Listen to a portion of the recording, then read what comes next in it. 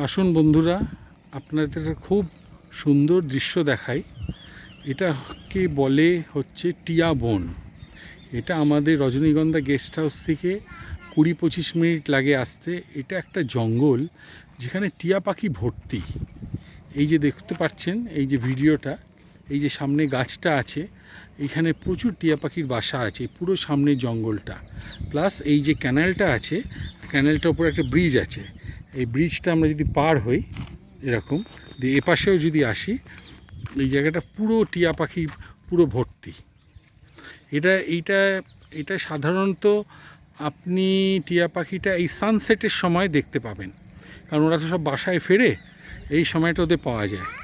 এই এখন সানসেট হবে, আমরা সবাই আগ্রহ অপেক্ষায় বসে আছি কখন ওরা সব বাসায় ফিরবে, আমরা ওদের ছবিটা তুলব। এই দেখুন, এই পুরো জায়গাটা টিয়া পাখি ভর্তি। এটা পুরো ওদের বাসা। এই জায়গাটা আপনি একটু আওয়াজও পাবেন, টিয়া পাখির আওয়াজ।